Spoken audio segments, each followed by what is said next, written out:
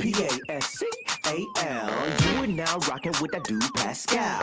We be going wild, Haitian in the building, so original. Got the haters catching feelings. Get your hands up to the ceiling and keep them held high, cause St. Louis isn't ready. Forget about it, goodbye. Hold up, we just saying hi. Five somebody, rise up weekdays. Catch us live somebody, let's go. Good morning, good afternoon, and good evening, everybody. Welcome to the Pascal Show. Hope you guys all doing well out there. Hope your day is good. Hope your morning, if you're watching this in the morning, is hopefully your day is starting good. All right. Hopefully it is good. It is good. It is good. Okay. We got some things to talk about. Unfortunately, I had this planned for a conversation yesterday, but I wasn't able to hop on. Okay. I was a little bit busy, but I still wanted to bring up this conversation because this one's crazy. Still very tragic, still very, very sad. And so I wanted to have an opportunity to talk it out with you guys, you know, to have it as a group family discussion on this Saturday morning. There's some other things I will be talking to you guys about a little bit later on today. God willing, that is. All right. If my plans lay out the right way, I still have plans on doing another show with you guys this evening. Okay. But still, this is a very, very sad situation. No matter what, tragic situation for sure. So let's get into it, guys. Do me a favor before we get into everything. Please do me a favor. Hit that like button down below. Crush it. Make it scream out your name. That would really, really mean a lot. Okay. As you guys start to file in. Good morning. All right. Good afternoon and good evening to every single last one of y'all. And please do not forget to crush that subscribe button, okay?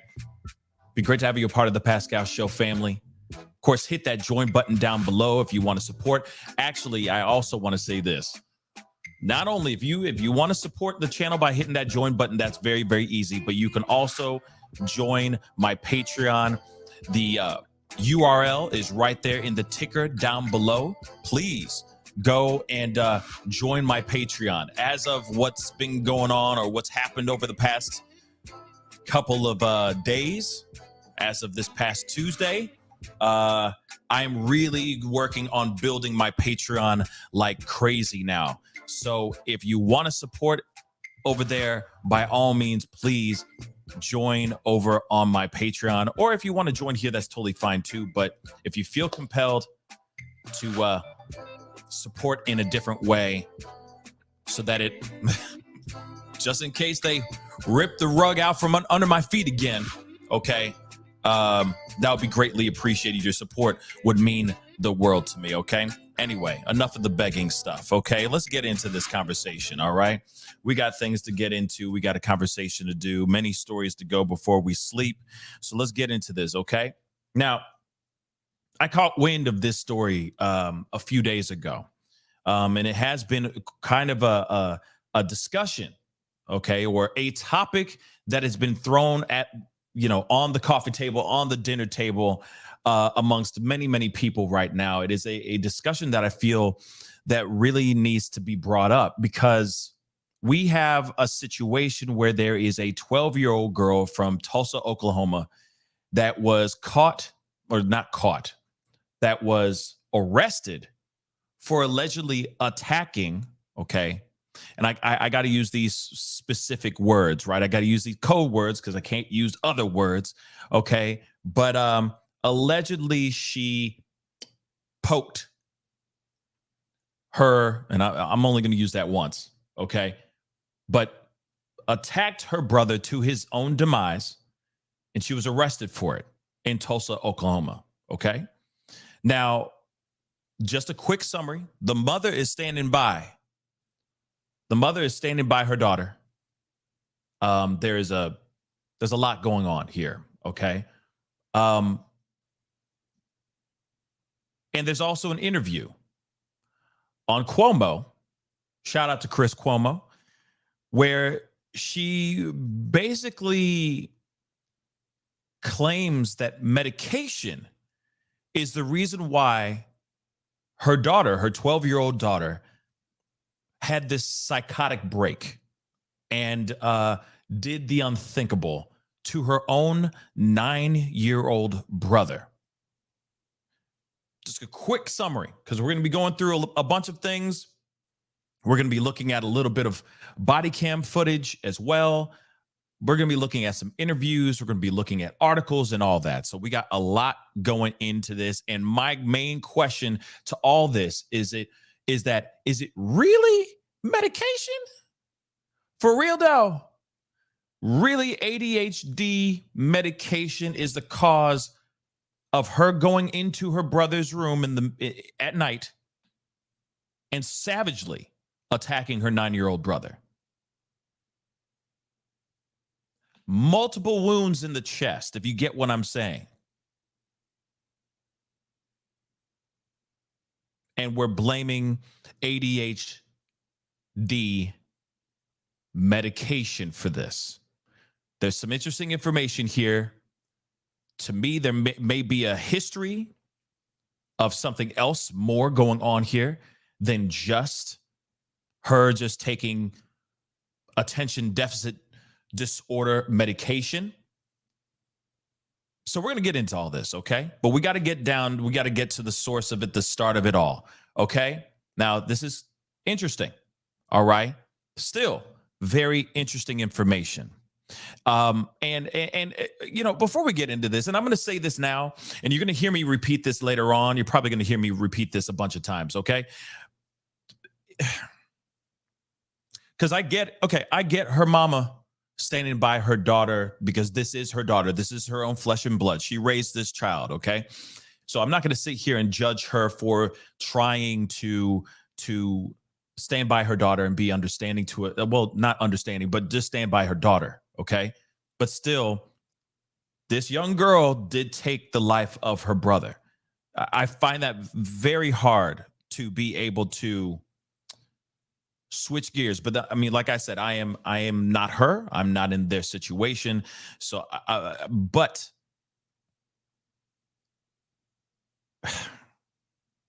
to me, there seems to be some sort of trauma that has happened in the past with this young girl. And I feel like it was untreated, or that these symptoms may have just kind of passed under the radar. Now, I mean, again, that is just my thoughts, my theory, speculation, of course.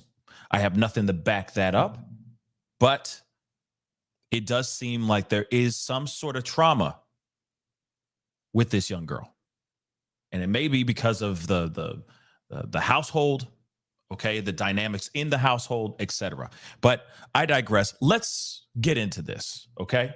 Now, it says here, mother of girl 12 who attacked, I'll just say that for right now because of code words, but attacked her brother 9 to his demise in demonic rage, pens heartbreaking 800-word defense of her happy, energetic, normal, God-fearing child as she vows to stand by her. Now, like I said, we're going to be looking at certain clips, okay, little clips of the body cam footage. And I do want to make it abundantly clear. Something's not right. And I don't think it's attention deficit disorder. Something's not right. We are going to get into the body cam footage in just a minute. And I'm not going to show the whole thing because it's about almost 30 minutes long. But there are certain moments in the body cam that I want to show you guys, certain highlights that I think are important to look at, okay? The interaction, etc. I just feel like there's something else going on here. I don't think it's attention deficit disorder. I just don't. But then again, I'm not a psychiatrist, psychologist. I am not an expert in that field of mental health, but this screams at me something else. Something serious is going on here. But let me get into this, guys, okay? So the mother of a 12-year-old Oklahoma girl who attacked her brother to his demise in a demonic rage says she was a normal child until she went back on medication that she'd been taken off of for a year. And that had caused her to start doing things to herself. I can't, I got to use code words, guys. Okay. But you guys can read it. Okay. The girl, which, they have not named her at all anywhere from what I've read so far and all the articles I've read so far covering this story. I mean, they have not named her name at all. Okay. She's being treated in a children's facility in Tulsa. On January 5th, she attacked her 9-year-old brother, Xander, okay, in their home. And in a as yet unexplained attack. Her mother told police she attacked him 3 times while he was lying in bed, trying to sleep. Afterwards, as she was being placed in handcuffs, the girl sobbed, "I'm so sorry. I don't know what happened. It's some demonic-ish." Of course, her face is completely mosaicked out because she has not been identified as of yet. But as you can see, this is Xander right here. Happy photo. Of course, this is the 12-year-old daughter. Okay. And of course, the mother. And the mother's name is April. All right. This young boy was laying up in his bed, trying to go to sleep. 12-year-old sister came in and did the unthinkable. Okay. Just want to make that abundantly clear. I mean, it seems like they're happy. They're happy kids. Family of happy kids. Trick-or-treating, matching skeleton costumes, little onesies or whatever. Seem to be doing just good. And then all of a sudden, this ish goes down. The case resurfaced this week with the release of the harrowing body cam footage of her arrest. And her mother, April, her initial conversations with police while her son was in the hospital. He, of course, passed away of his injuries sometime later. And all of the footage released by the Tulsa Police Department, the mother and daughter both believe the boy was still alive. Okay. In the months since the attack, April's friends have set up a fundraiser to help her move with her 3-year-old son. So her 12-year-old daughter remains in a juvenile facility receiving treatment. Okay. Now, again, and then they said in an update on the fundraising page, okay, which has so far raised $10,000, the grieving mother told This Week how her daughter was a normal teenager, was a normal teenager who never even yelled at her until she went back on an unspecified medication that she'd stopped taking for a year. They were good kids. They were raised as God-fearing children and never had behavioral issues until she was back on a medication. She was off for over a year. She did not specify what type of medication the girl was taking, but said, no, it wasn't psych meds. So she made that abundantly clear. And of course, in the interview that we will be seeing in a little bit, okay, even in the interview, she doesn't say anything about psych meds. She says ADD. She was taking ADD medication. Simple, I guess. But like I said, I've never heard of anyone taking. I mean, this is just me. Like I said, I haven't done a crazy amount of research on the effects of ADD medication, but I have never seen anyone on ADD medication do something like this because of a result of taking that type of medication. I've never seen that. Okay. I just don't. But let's continue. So as you can see, this is Xander here, 9-year-old Xander. And so this is her statement 6 months after her son's passing. She says, I want to thank you all for the donations. They couldn't have come at a better moment. I seen the YouTube video. I don't think it's legal or appropriate for them to post that. So hopefully it'll be taken down. I try not to let the ignorant comments and all the theories get to me. Yes, my kids have different fathers. All the kids have different fathers, but they were good kids. And I never let that prevent me from providing them in every way, including emotionally, mentally, financially. They were raised as God-fearing children and never had behavioral issues until well, that's interesting. They were raised as God-fearing children and never had behavioral issues until she was back on a medication she was off of over a year. No, it wasn't psych meds, and I don't get into details. I can't get into details because I'm not sure what all I'm allowed to share just yet. Just know my kids loved each other and always got along until the very end there. They were fighting a lot. They were fighting a lot more than usual, but they never physically hurt each other on purpose. That just wasn't who they were. Let me blow this up a little bit. She has never even yelled at me. She was happy and energetic, loved school. She's not mentally ill and has not been diagnosed with anything. She's been very well behaved the entire 6 months. She has been gone, and yes, I guess the entire 6 months since she's been gone. And yes, I'm very supportive of her and love her very much. Obviously, there's a lot of healing that we both need before we can ever live together again. And she needs mental and emotional help after this. She could have permanent damage. We don't know yet, but she has not had any issues. I want to clarify something. My daughter was not and I'll just highlight that, doing some very not so great things, okay, to yourself. She says she was not. But it's interesting because we hear later that she was. Okay. She had old wounds, okay, from 2 months prior, from when she was first back on her meds, and everyone agreed to take her off immediately, and so I did.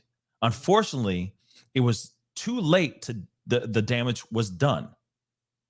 The new wounds were from that night she attacked my precious son.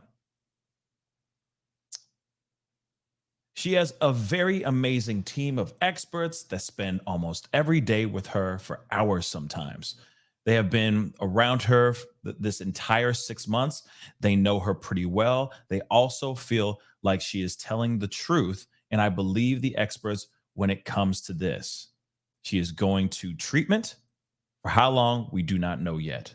Another thing is my son was not asleep. I know it's a minor rumor, but he was awake because he didn't have school the next day. He was switching from public to homeschool. That answers one of you guys' questions. You guys were wondering if they were homeschooled, if they were going to school. So he was switching from public school to homeschool through a homeschooling program here in my state. We used them before, so they were homeschooled before. And he had just met his teacher a few days prior, but we were waiting for his Chromebook before he could start. Anyway, I did not find out that he was awake until our interview. I was confused and shocked. I thought someone broke into my house and hurt my kids, and I thought my daughter ran away for safety. I do not ever think or imagine that one of my kids would do such a thing. She was as normal as your child, as any 12-year-old child who is not allowed to cuss or watch scary, evil movies. She was just starting to rebel but she was also just going through normal teenage things. So no, there were no signs that would have warned any of us that she was a threat. I feel very guilty I couldn't protect my son. I've promised my children a million times that I would never let anything like this happen to them. I would never allow anyone to hurt them, and they have nothing to be afraid of at home because it's our safe place. You know, all the normal things parents say to their kids. I felt like I failed him and her both. I know it's not my fault, and people can be so cruel and evil, especially right now. Anyway, with all that said, don't believe everything you see or hear on the internet or from strangers that have never met me or my family. I still have my rights. If I was negligent in any way, I doubt I would still have rights over both of my surviving children. Again, thank you so much for the donations. I have to move, and I honestly was struggling to pay for it. So I gratefully appreciate the donations and the prayers and kind words. I know I will be reunited with my son again, and that's what keeps me going. That and my 2 surviving children.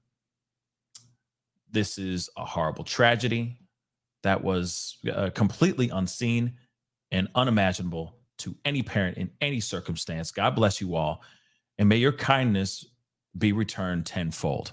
Okay. So, of course, we'll get into the second piece here, because, of course, there was like an update that she made. Now, the thing is this is very interesting. Okay. There's a lot to digest in this article, or not in this article, in this letter. Okay. Now, again, I'm gonna let you guys have all that. All right, I'm gonna let you guys hear all that. Let that sink in. We do have some interviews. We do have the body cam footage and all that, which we are going to be looking at here in just a minute. But like I said, there's something that I don't know, something ain't right. Something ain't right. And there's got to be something here that maybe in just out of pure looking at both sides of the fence, there could very well be some sort of traumatic incident that happened that maybe April, the mother, has no clue about, doesn't even know. I mean, you got to remember, there's a lot of things that happen behind closed doors that even the people who are behind those closed doors even know happened. She also has a biological father as well. What if the trauma happened? What if that traumatic thing that happened to her happened behind closed doors or at the father's house, biological father's house? That could be it too. Like I said, we have to play so many different things in this scenario, because I'm assuming that these kids are going and seeing their biological fathers to a certain extent, if they're not locked up or something. Okay. So anything's possible when they go over to that house. And also at the same time, trauma can happen in the house too. Okay. Trauma can happen in the house without the parental units even knowing something went down. So there could be a lot of things going on. She does say in this that her daughter was not wounding herself. Okay. Was not, where's the word? Somewhere in here. But she says, I need to make it abundantly clear. She was not a C word. She was not harming, putting, you know what I'm saying. Okay. She was not doing these things. It's interesting. Okay. Very, very interesting in my personal opinion. But at the same time, yes. Thank you, Corinne. Okay. You see what I'm saying? Like, so there you go. That. Okay. But then I still have questions about that, because that doesn't make any sense. But then also I do say also this, and it's a quote from American Beauty, but it's true. never underestimate the power of denial. So there could be things that are happening right in front of her face that she could be ignoring or not fully engaging with, that are maybe full red flags that she's not really seeing, because she's thinking, my children are fine. There's no way. Okay. There's no way my children would do something like that. Okay. But let's continue with this next piece, and then we're going to go into the body cam footage. Okay.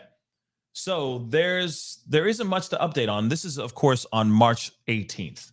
Okay. So she says, there isn't much to update on, but my daughter is going to be getting mental evaluation done soon. Then we can decide the best treatment plan. It's looking like the medication definitely played a huge part in all of this.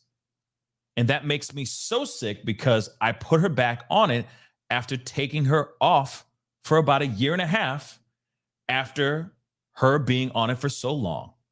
All the side effects make sense now, although at the time, we didn't know that they were side effects. She was treated as if they were separate issues. Let's continue. It's all very exaggerating and heartbreaking. Sorry, it's all very aggravating and heartbreaking. I try to keep my mind busy, but if it's not, then I'm crying and having a panic attack. When I see things of his laying around the house, the memories start rolling in. It's so hard to be without my children. It's so hard to know that she did this to him, my poor son. I'm trying hard to stay focused and fight for justice for both of them, especially my son.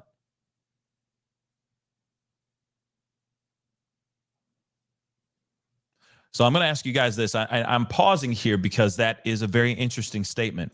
Let me just say this really quick. So she says, I'm trying to stay focused and fight for justice for both of them, especially my son. So out of curiosity, guys, what do you think would be justice for her son?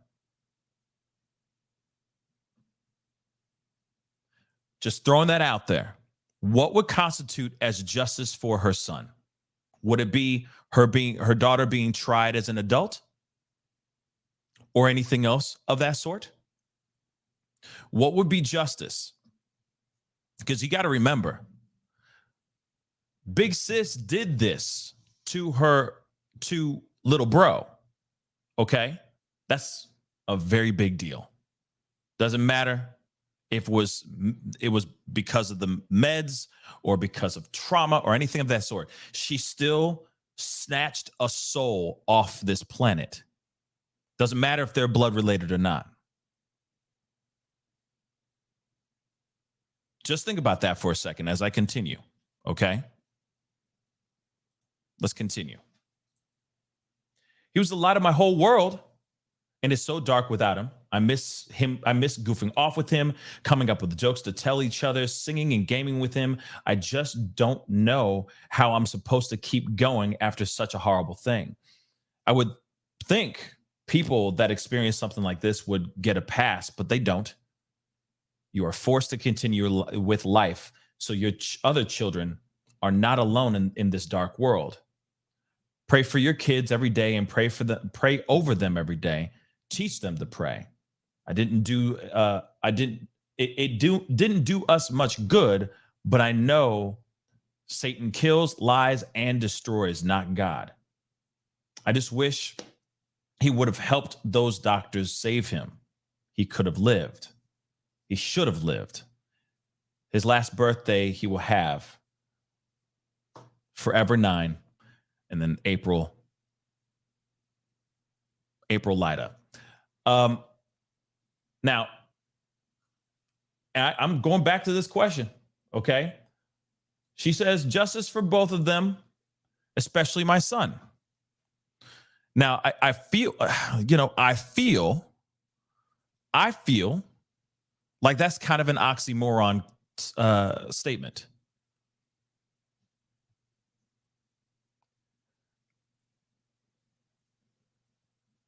I we're going to talk about it more. I promise. We're going to talk about it more. I just feel like that is a little bit of an oxymoron.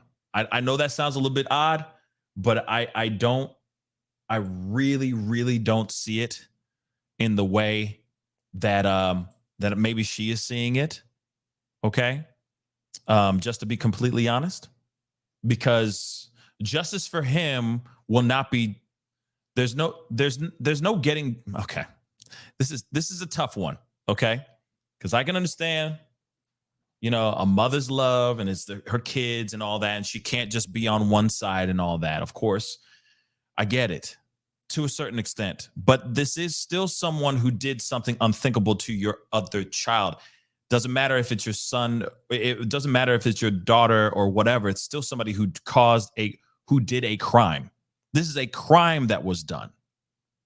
A heinous crime. One of the ultimate crimes, okay? One of the most unthinkable crimes. This 12-year-old took the life of her brother. Okay? So in my mind, what is justice? What is justice for the 12-year-old girl? What constitutes as justice for this 12-year-old girl? That's the question I'd like to ask you guys. Let me know what you think constitutes as justice for her. Because justice for this 9-year-old boy is her getting tried, catching some charges, obviously getting tried, being convicted of the crime, and then being sent off to whatever the system decides to do with her. Whether that's juvie, then she's let out after a couple years and is heavily watched over with some sort of mental health supervision of some sort, right?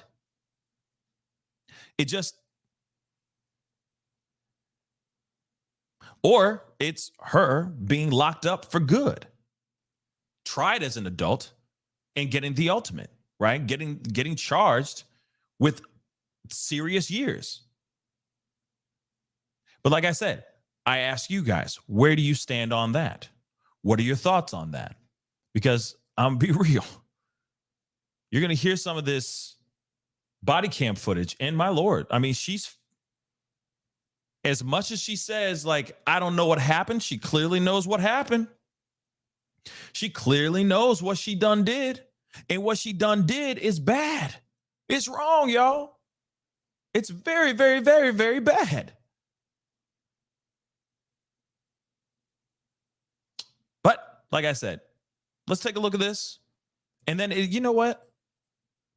Cyan, that's a very good, that actually sparks another question, right? She says, and thank you so much, Cyan Doodles. She says, don't play with meds without doc's assistance, right? So the other burning question is, who prescribed her the medication? And if she wasn't prescribed this, were they just giving her whatever? What kind of medication is this? You see what I'm saying? It's very interesting. It's very, very interesting. And Brooklyn Born, she can plead insanity. They can use this body cam footage to say otherwise. Because she knows exactly what she did. We're going to be watching a good chunk of this here, y'all. And you'll hear it. She says, I don't know what happened. I don't know what happened. I beg to differ. Seems as if she really does know what's going on. Okay. Legsy or LGZ, something like that. Thank you for the comment on YouTube. They overprescribe. That could be it too. I mean, there's a possibility that the medication is too intense and that they need to maybe taper back a little bit, so on and so forth. But if that's the case as well, then why wasn't there a conversation about that? Right? Why wasn't there a full-on conversation with her physician, with her doctor, whoever, to maybe taper back the milligrams in that particular pill? You see what I'm saying? But then it also could be that as well. Like I said, we got a lot to look into. Let's take a look at this. Like I said, I'm going to be hopping around through this. We're not watching the whole doggone thing. Okay. I'm just giving you guys fair warning because let's be real. You guys can go over to Law and Crime and check it out for yourselves as well.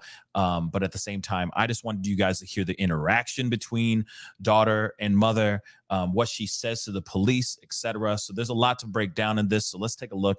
And please let me know that you guys can hear this by hitting hitting 1, okay, on your keyboard. All right, let's rock and roll. I'm so sorry. I'm so sorry. We're just gonna put handcuffs on just for now. I'm sorry. Just pull up your pants. Where's the knife? Sorry, Dad. I'm sorry. I don't know what to chest. I'm so sorry, Mom. I'm sorry. Please. I'm so sorry. You better pray to God. I am sorry, Mom. I'm so sorry. I'm so sorry. How old are you? I'm 12 years old. Where's the knife? I was upstairs in my room and I threw it out the window and it's behind the apartment right here. You threw it where? I threw it out my window upstairs. Right not up here? not right there. It's the room. It's the other room. It's right behind the apartment. This apartment right here. So where would the knife be? On that side? Right behind. Yeah. I'm so fucking sorry, Mama. I'm so sorry. I don't know what happened. This is some demonic shit. I'm Hey, so sorry. What's your mom's name? What's your mom's name? I gotta go with him. I'm so sorry. I don't know what the happened. I don't know what happened. Come over here so we're out of the paramedics' way. I don't know what happened. I'm so sorry. Hey, what's your name? Seat for me. Sit crisscross on the grass, okay? Just sit there for a second. You don't have the knife on you, right? No, I swear I don't. I'm Sorry. sorry. I don't. I'm sorry. I don't know what happened.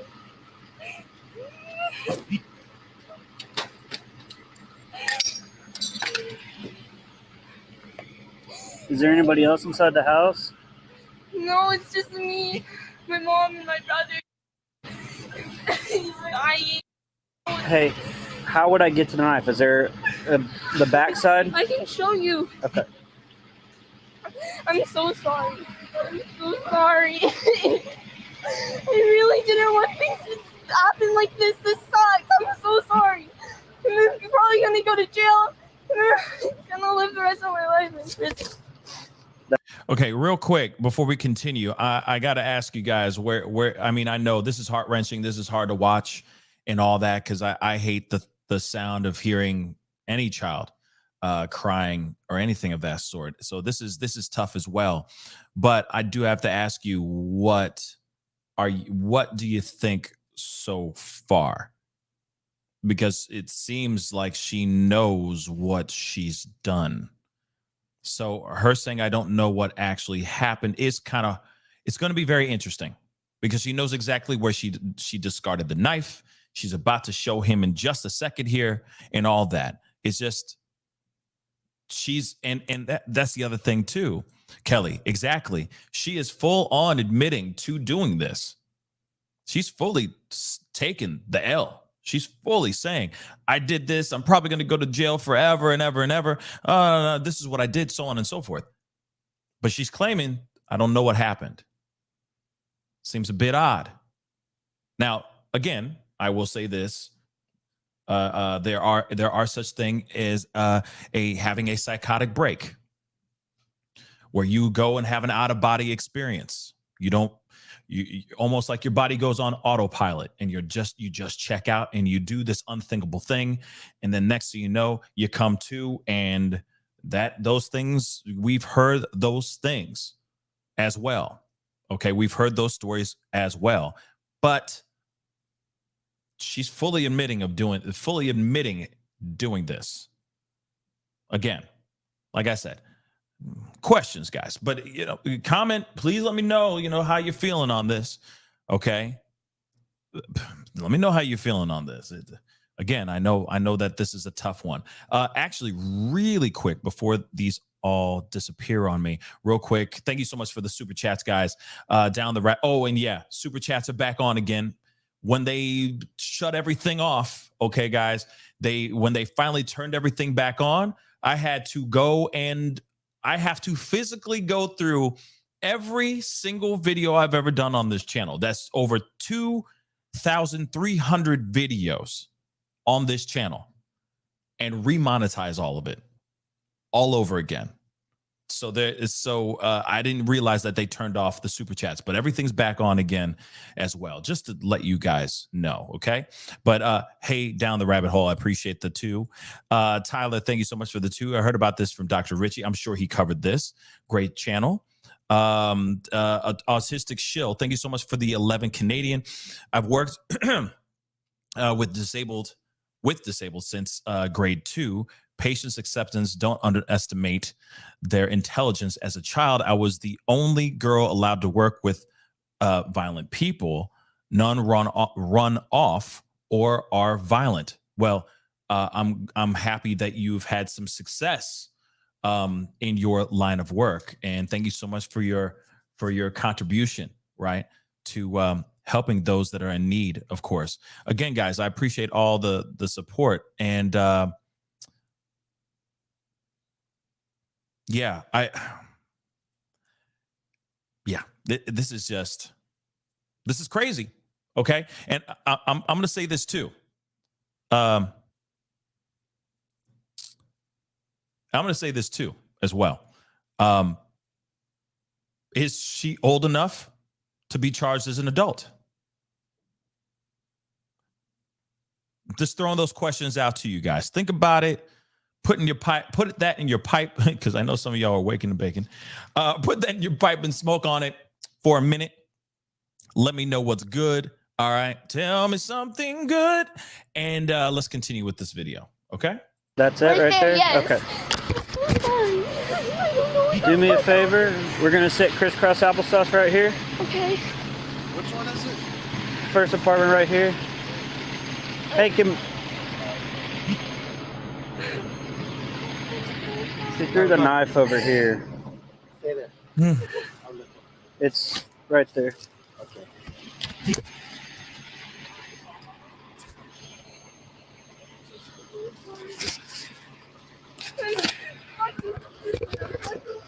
I'm fucking crazy. I don't know what the fuck I did. Stick your hands out like this for me. Do you have any cuts on you? I do. Where at? On my arm.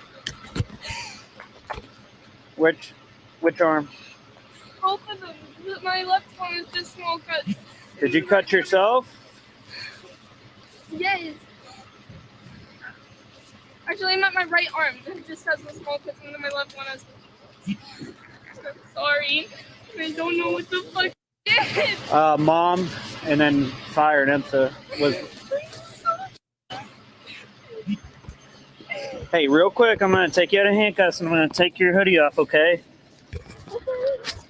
That way we can see the cut that you have. Okay. So obviously what they're saying is that what she said in that with the mother, April said in her letter, she said the actual wounds on her that the 12-year-old has are from the actual attack, which wouldn't make sense. Okay. Because if there was any type of struggle or if there was slippage, for lack of a better term, she could have injured herself from doing that attack. Okay. But real quick, before we continue, one of the things I do want to point out, and actually, let me leave this up because we ain't going nowhere with this. We're going to continue more. There's more to this. Now, I was just looking this up, and I did have questions myself about the side effects of ADHD medication, which we are going to be hearing the Chris Cuomo interview. We do have another interview from, if I'm correct, a psychiatrist. from another show on law and crime, which we are going to be listening or taking a listen to, or a clip from that as well, just putting in their 2 cents about this, their expert opinion about this. But one of the things, real quick, before we go into everything, because I know some of you guys are going, yo, it's the medication, and it could be the medication or it can't be the medication. So let's just talk about that. Let's just say that she is on some sort of ADHD type of medication. Okay. Now, it's interesting. Okay. Now, they say, as far as because I just said ADHD medication in a Google search. I didn't say anything specific, because I mean, it could be Adderall, it could be Ritalin. There's so many different things that types of medication that kids with ADD, ADHD take on a regular basis, on an everyday basis. Okay. But they said here, and of course we can break that down and look at Ritalin and Adderall here in just a second. But they say the most common side effects are loss of appetite and trouble sleeping. Other ADHD medicine side effects include jitteriness, irritability, moodiness, headaches, stomach aches, fast heart rate, high blood pressure, and motor tics. And that's just a general, okay, just a general breakdown of what the side effects, what side effects could happen within children on ADHD medication. Okay. Now, and I know that some of I think one of them, because the whole heart rate, the fast heart rate type thing, jitteriness, I can see that being a thing, because I understand that some of these medications are one molecule away from that snow, if you get what I'm saying. It's only one molecule away from the cocaine. All right. So it's very interesting when you hear about, it's very interesting. All I'm saying. It's just very interesting. Now, these are the side effects. They said also in here, because I also typed in, does ADHD medication have long-term effects on a child's brain? So they said no, researchers have not found any adverse long-term effects of taking ADHD medication. Now, obviously, we're going to dive into that and conversate a little bit more about all this in more detail in just a second, after the interview that we will watch together as a family. But let's continue a little bit more with this, because I got some more near the end of this that I found to be very interesting when she's in the squad car. Okay, so let's play a little bit more of this, and then I'm gonna be jumping into, gonna kind of do a time jump. Okay, don't forget to hit that like button down below. That would really, really mean a lot. And let me get this. Is this? Yeah, let me get this super chat here. Misty, thank you so much for the 10. Appreciate you. Did you say that the mom took her daughter off meds that she'd been on for years prior? Yeah, I mean, that's what she said. She didn't say how long her daughter was on these meds. All she said is she was on the meds, and then she was off of those meds for 1 full year, allegedly, from that note, from that letter that she wrote, that she was off the meds. She put her back on the meds, and then this happened. Okay, so and then she was off for about a year. Yep, and then she chose to give her meds again. Why is the mom doing the doctor's job? See, that's the one thing I'm still trying to understand as well. They took her off, and then they put her back on, because I guess she was having issues again. So they said, well, we should get her back on this again. So they put her back on it. And then all of a sudden, we're here. We're here. We're in this situation. It's very tragic, y'all. Very, very tragic. Let's continue on. I'm still saying this doesn't make any sense. And yeah, I think that this is more than this has nothing. I'm going to say now, this has nothing to do with the medication. It doesn't. There was trauma in this young girl's life. She has either been harboring it, hiding it, or she has been showing red flags for the longest time that has been flying under the radar, completely ignored, and now we're here. That's what I think. That's what I literally think. But, you know, never underestimate the power of denial. I will say that one more again. Okay, especially with a parent. My daughter's an angel. She would never do anything such and such like this, blah, blah, blah. And so on and so on. Never underestimate the power of denial. Let's continue.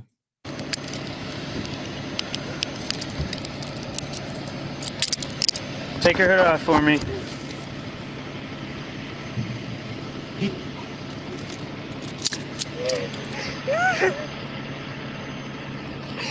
Is it just those? Those look old. Are they old? This Oh, one those- and this yeah, one, those are a little- This one, those are old with like. Do you have any new? one that's brand new. This was brand That's new. from today? Yes. Okay, so I'm going to scoot up because this stuff gets fairly disturbing and not fun.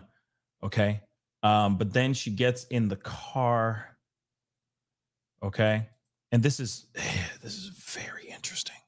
I'm sorry, guys. You are going to see something here that, to me, they're in the car, and throughout this, she's sitting there going, "Oh my God, am I going to, what's going to happen to me? Am I going to jail? So on. And am I never going to be out of jail? Am I never going to see, am I never going to see freedom again? So on and so forth." And the cop is doing everything because all he could do is say, like, "I don't know, sweetheart. I don't know. I don't know.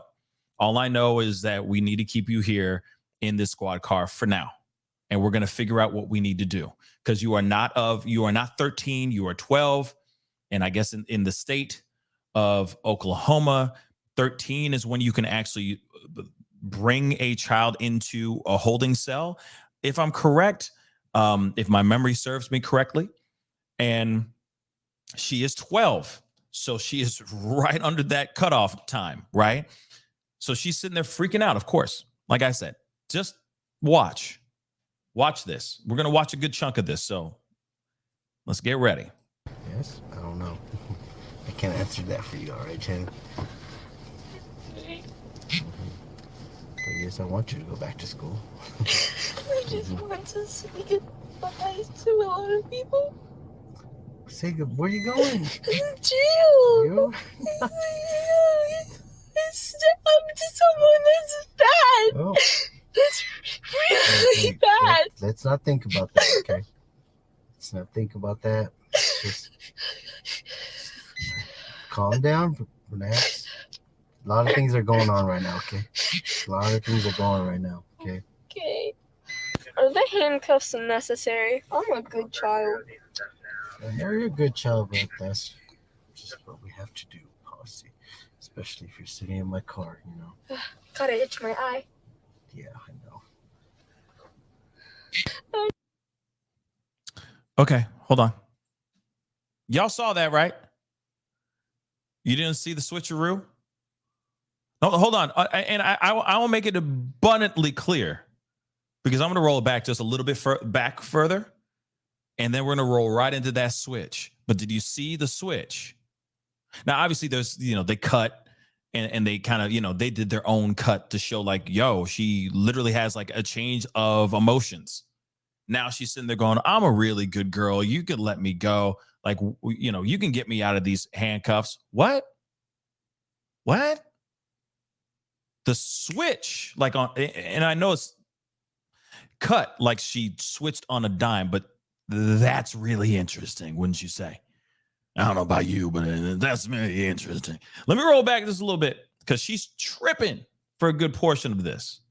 And you know what? I gotta give the cop mad props for being sensitive to her, to being cool and calm and understanding, and not just being some jerk off, because he could be a jerk to this young girl, but he's not. He's just being kind. Okay? There's something not right here. And it's not ADHD. Sorry for yelling that, but I need to make that abundantly clear.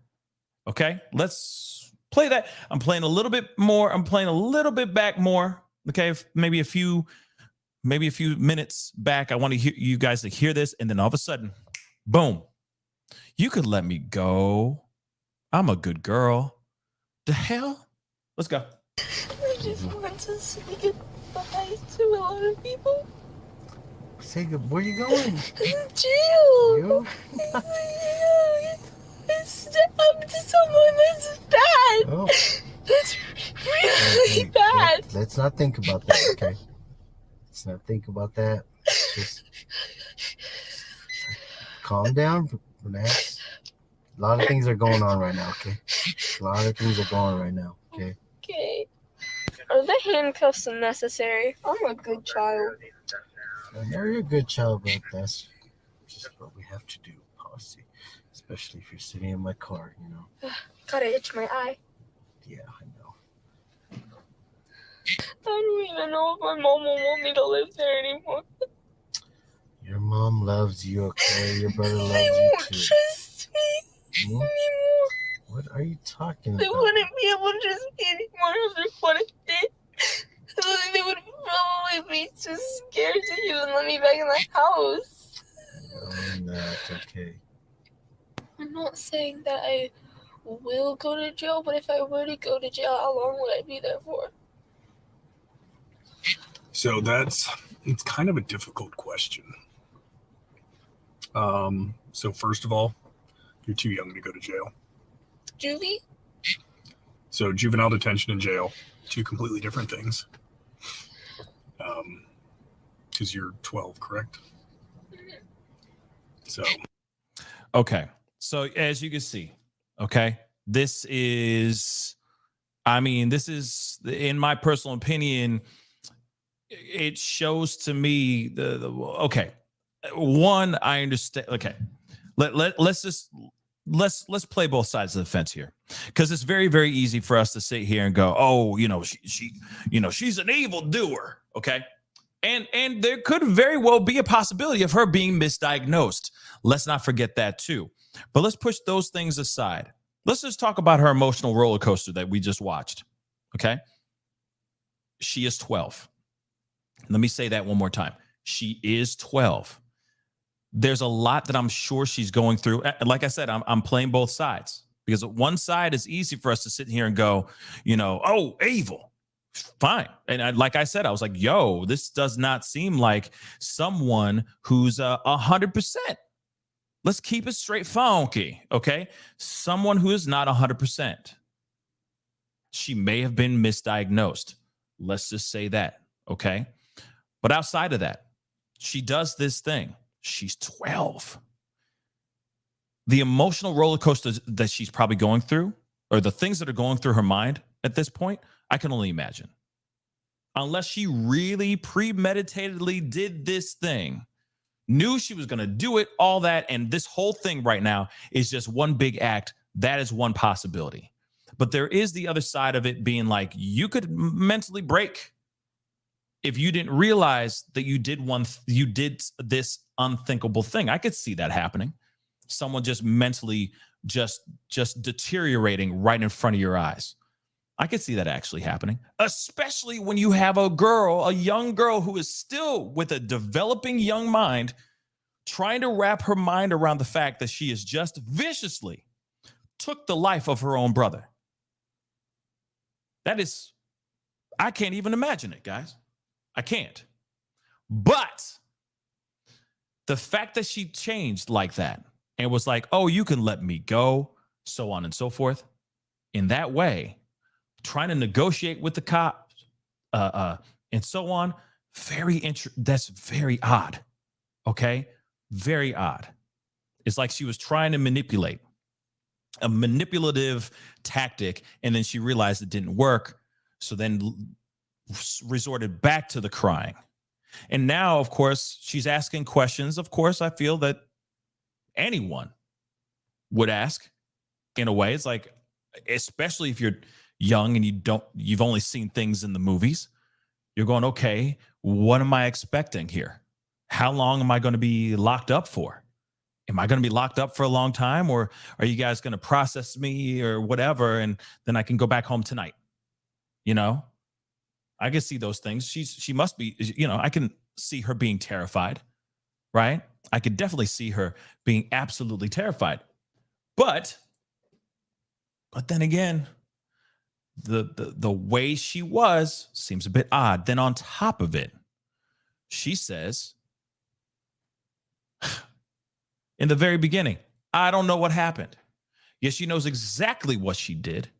She knows exactly where she put the knife. She knows exactly how she did things. If she didn't know what happened, why would she know all that stuff? Now, I know we can get technical with it and say, oh, that's just a figure of speech and all that. But I don't know. To me, something is not right here. Something's not right in this equation. And the math is not mathing. But we also got to realize that there's some other things that are going on here. There were other things that are going on in this house before all this went down. Because, of course, we're going to be looking at the interview with the mom. We're going to be looking at that. That's next on the docket. All right. That's next on the list. But I wanted to share with this with you guys as well. All right. The stepfather of this 12-year-old girl who did what she did to her 9-year-old brother was also arrested in 2017 for doing something to a cat. Doing something to a cat, y'all. And before we go into the article, like I'm just saying, look, does that look like a face that is... He does not give me Mr. Rogers' Neighborhood vibes. Let's just say that. So there's no possibility of any type of trauma in the household? Do you see how wild-eyed he looks?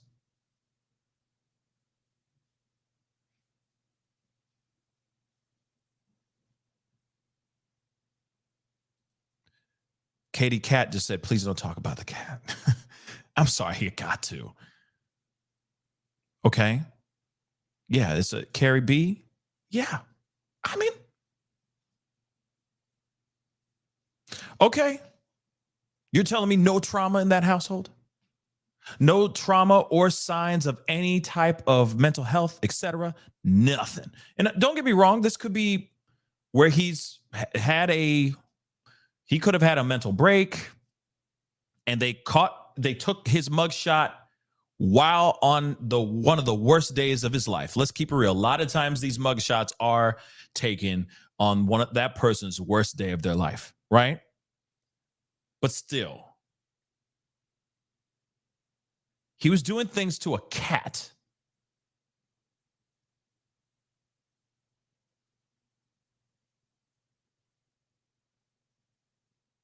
No trauma in the house. All right. And I don't mean to be prejudiced. I don't mean to be prejudiced, but I'm just saying he's doing things to a cat, yo. All right. All right. Let's get into this. Okay. And there's theories that are popping around within this particular incident as well. But we're going to talk about that here in just a minute. Okay.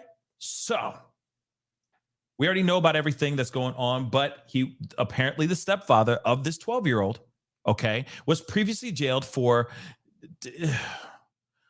why? Then on top of it, doing this, because I can't even say that, doing these unthinkable things to a cat, okay, to a furry little animal, and also attacked a jail cellmate so badly that man was left with brain injuries. Hold on. Just again, I don't see you guys inviting this guy over to read Berenstain Bears to your kids before they go to bed. I'm just saying. And yet he was in that crib. So we already know about all this other stuff. We know that she is remaining in juvenile detention right now following this attack. Okay. Xander's actual father, his name is Levi Lida. So in 2017, oh man, that's so sad. I'm sorry.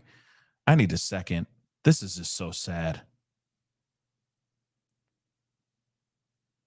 This is so sad, y'all.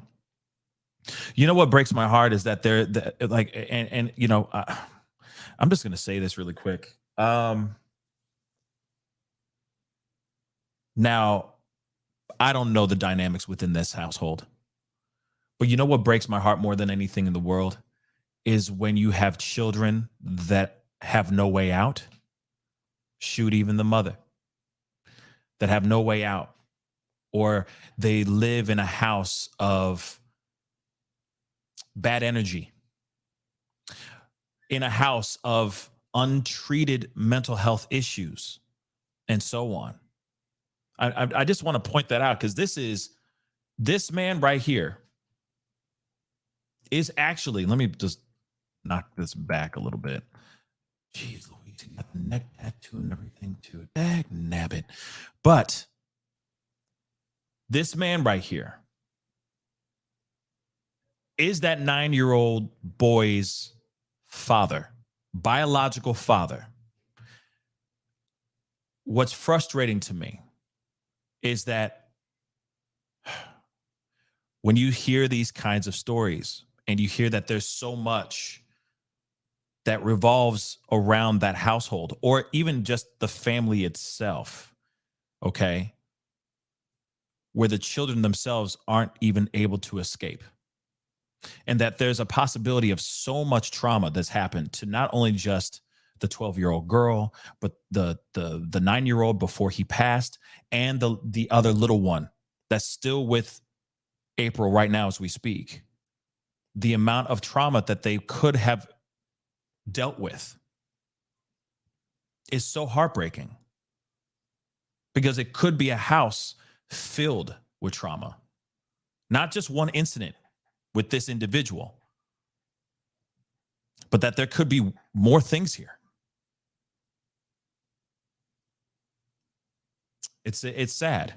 It breaks my heart, guys. It just breaks my heart. It really just breaks my heart, man. And a lot of times this is stuff that's flying right in front of our faces, guys, and we just don't see it, right? Man, because this guy is not right in the mind. This is an unhinged individual. Why would you do something like that to a furry animal? An animal that shows signs of something very sinister and something very unhealthy going on in the mind of that person. And then look at the photo then too. Unless he's on something, it just still does not make any sense. But let's continue. This is crazy though. 39-year-old Levi Lida, okay, that is Xander's father, the young boy, the 9-year-old that was attacked by his 12-year-old sister. Okay, same mama, different daddies, just so you know. When Xander was 4 and the little girl was 6, and I could see this traumatizing a little girl, he did this to their pet cat. He teed and unalived a pet cat that belonged to another of his daughters in Missouri.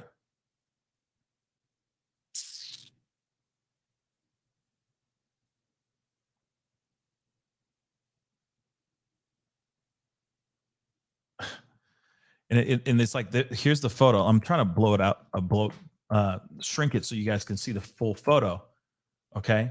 But he ain't got no, from what I could see in the photo, he ain't got no neck tattoo there. So what, did he get a prison tattoo while he was locked up? Man, oh man. Hamburger. Continue. He told police, what? He told police that he was drunk. And he did this to the cat. He unalived the cat in a haze. I don't know about you guys, but anytime I've had a few drinks in me, I've never thought about taking the life of a cat. And I'm not a fan of cats. I'm really not. No offense to anybody who's a fan of cats, okay? Live your life and prosper. But at the same time, nanu, whatever. But at the same time, you ain't gonna never see me do something to a furry animal just because I had a few too many. I don't know about y'all, but I don't do shots and go, where's a cat? Sorry. No. His family told the police. He said he didn't want the burden of it anymore. So he did this possibly right in front of his children, possibly in front of a then 6-year-old, the girl who did this unthinkable thing when she was actually 6 years old. Okay? Lada was taken to the county jail in St. Charles, Missouri, where he attacked another cellmate 2 nights in a row. He beat that guy up 2 nights in a row. He wasn't drunk then, I'm assuming. So this inmate who was in jail for drunk driving and fleeing the scene of an accident sued the county for not protecting him from Lida after the first attack. As part of his lawsuit, doctors described he had been attacked by Lida to such an extent that he was left with a moderate brain injury. Levi, is not the girl's biological father, but on the night of the attack, her mother told police how he and his mother treated her like their quote unquote own. She is with Xander's dad and grandma all the time. They look like her. They look at her like she's their granddaughter too. She doesn't get left out. I don't understand why she would have so much anger towards him. She doesn't get left out. I don't understand why she would have so much anger towards him, she said.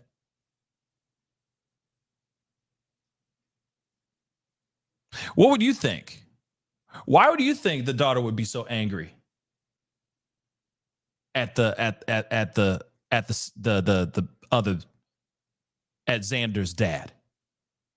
I'm sorry, you I don't need to map this out for you guys. Let me say that again. She doesn't get left out.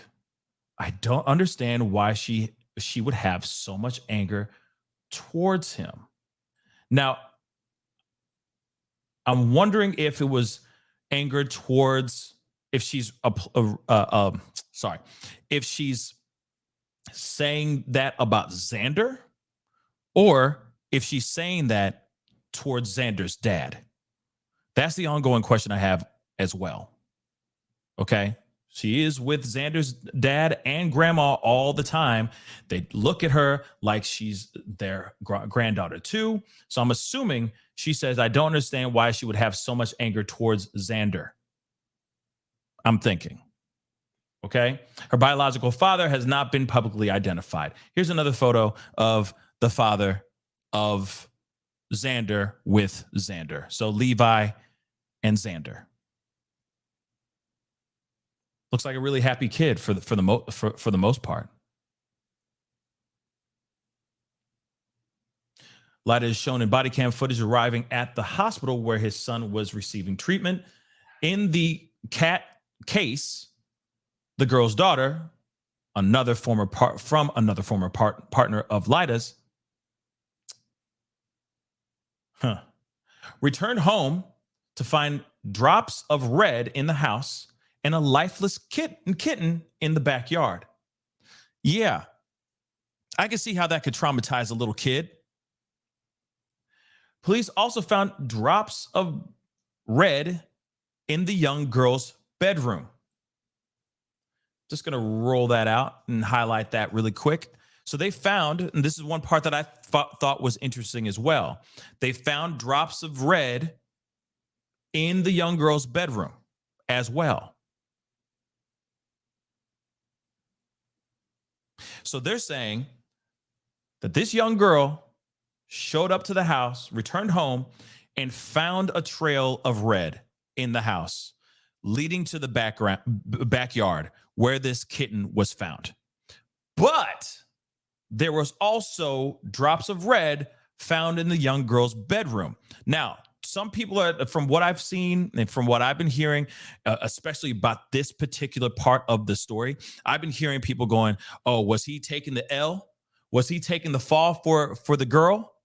That maybe she was showing signs of aggression, violent aggression at a very young age with the kitten. But also, I think nobody's ever thought about this as well. What if she walked out, followed the trail of red out to the backyard, found the kitten? She could have taken the kitten inside the house, drops of red leading into her bedroom as well. Out of shock, sadness, etc., holding on to the cat because she loved the cat so much, that could also traumatize a kid. I mean, there's only two, but I don't think that she did that. I don't think she did this. I really don't. Because when he got locked up, he went and attacked a dude to the point of brain damage 2 nights in a row. So he already had very, very much already had signs of aggression, pent up anger, and violence. So I'm not surprised if this guy is that much of a piece of trash. But I can see her being so traumatized by this that something could go off in her head. Some serious trauma right there. But let's continue, because like I said, this little girl came home finding this unalived kitten. I'm sorry, baby kitten. I meant, all right, baby cat. All right, in the backyard. She could have scooped up the baby, scooped up the kitten out of shock and pure sadness over this cat, over this kitten, and brought it into her bedroom because that was probably her favorite, cutest, fluffiest little thing in the world. Now, this is where the trauma begins. Because who does something like that? Okay, so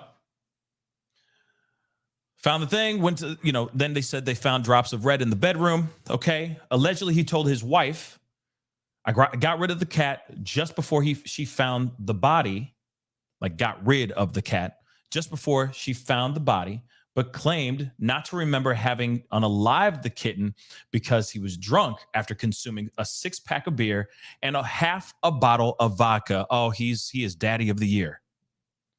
When questioned by police, authorities said Lyda explained that after their family cat gave birth to a litter of kittens, caring for them became a burden on the family. It appears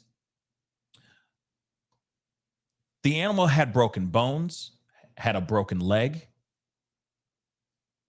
There are pretty clear indications of blunt force trauma to the head. It's a kitten, y'all. He later pleaded guilty to that offense and remained out of jail so long as he underwent substance abuse counseling, mental health treatment, and refrained from consuming alcohol. Here he is again. But this was not the first time Lyda had run in with the law.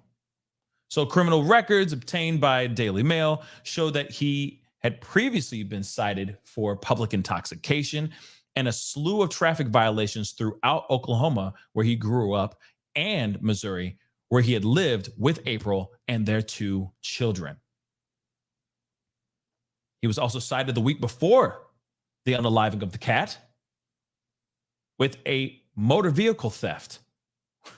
It's unclear how close Lyda was with his daughter following the incident, but he and April separately decided to move back to to Oklahoma with their children. So again, like I said, this is insane.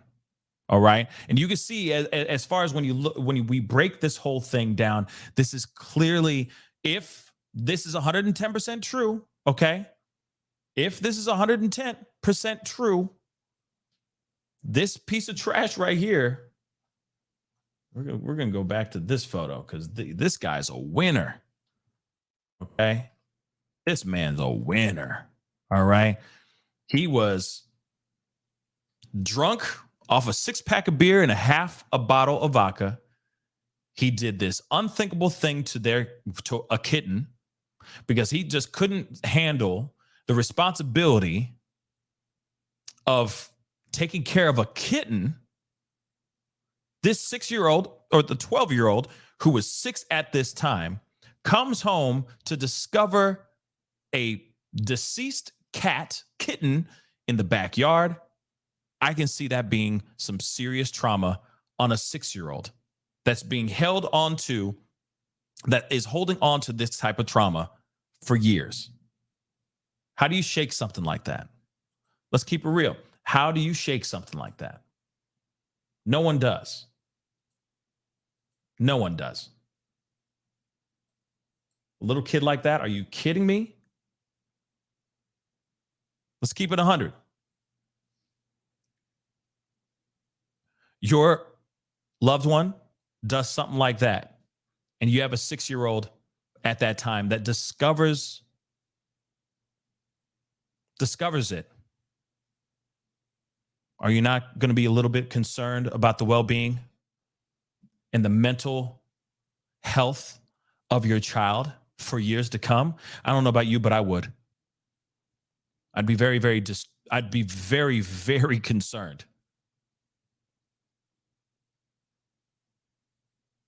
Because you got to remember, I don't know how many other kids are out, what the age is of kids when they start learning about life and death, right?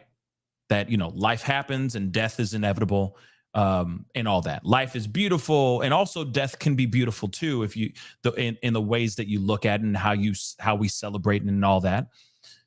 But at the same time, like when you have something traumatic like that happen, what age are you really having that conversation with your children so that they fully understand? And also, that's another thing, because a lot of times we're talking about the demise of a goldfish, right? Or seeing a dead bird on the side of the road or something like that, or maybe it's your grandparents or a loved one that passed because of old age or something like that. So then maybe it's a little bit easier to ease that conversation of life and death with your children. But when you have something as, oh, my fluffy little cat, my fluffy little kitten, love, love, love, and then you come home to that being gone, and the way it is found, the graphic imagery that's being pumped into that your kid is computing, internalizing, and having in their minds at a very, very young age, it's very hard. I'm sure. I'm sure it's very hard to try to have a conversation about that when they're consuming that type of imagery. And it's done by the hands of someone that should be protecting them at all times. Not, oh my Lord, he did this to my little cat. Who's to say he couldn't do the same thing to me? Think about that for a second. There's kids out here that are actually consuming that child was consuming that information. That's a lot.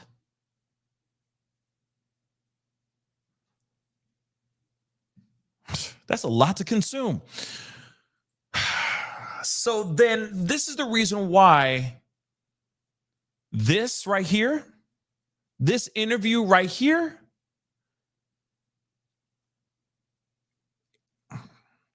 let's take a listen to it. Interview with Chris Cuomo. All right. Shout out to Chris Cuomo, like I said earlier. All right. The information that she gives here I got questions. So we're going to break it down. We're going to watch this as a family. Okay. But real quick, before it goes away, real quick, Misty, thank you so much for the 10. I appreciate the super chat. And thank you guys so much for all the super chats. I really do appreciate it. Okay. And if you are enjoying or appreciating this conversation, please be sure to hit that like button down below. All right. Again, if you want to support this channel, that would really mean a lot. If you look at my Patreon, which is patreon.com/the Pascal Show, consider joining over there. I'm trying to build the foundation over there. Okay. Just in case they rip the rug out from under me again. I hope that they don't. But at the same time, anything's possible. That's what I'm learning now. So please, by all means, join my Patreon. That would really mean a lot. Okay. And thank you so much for the super chats. It really means a lot as well. But thank you so much for the 10, Misty. I can't remember the daughter's exact words on body cam, but paraphrasing, she said, I didn't mean to go that far this time.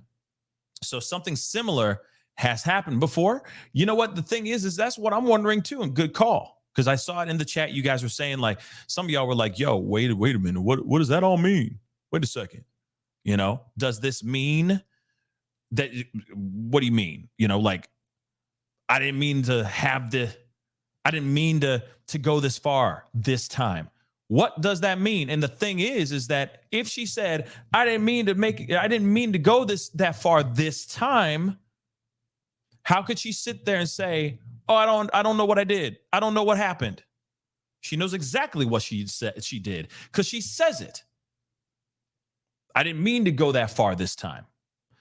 I did not mean to go that far this time. She knew exactly what she did.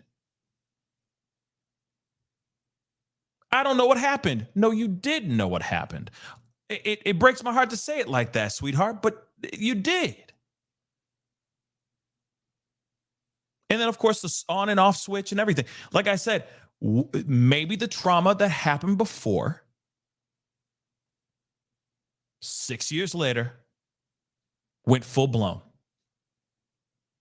And she was just maybe not properly diagnosed, which is a possibility. Let's continue. Let's take a look at this video. All right. I'm going to be jumping in and out of this as well. Let's take a listen. So it's got to be so hard for April Lyda, that's the mom, who's here to be living this for all of us who have kids. You know, we've heard our kids be like that, but never in circumstances like this. April, I'm so sorry for what's happened to your family. And I appreciate you trying to help us all figure it out. How are you doing? I'm okay. I'm just hanging in there. One day at a time. I know you got a little one at home and you're trying to figure out how to help your 12-year-old. What have you been able to make sense of in terms of how this happened? From what we found, it looks like it was a medication issue, not anything else. It's just like a manic episode of some kind. Okay. She says medication issued scenario, manic episode.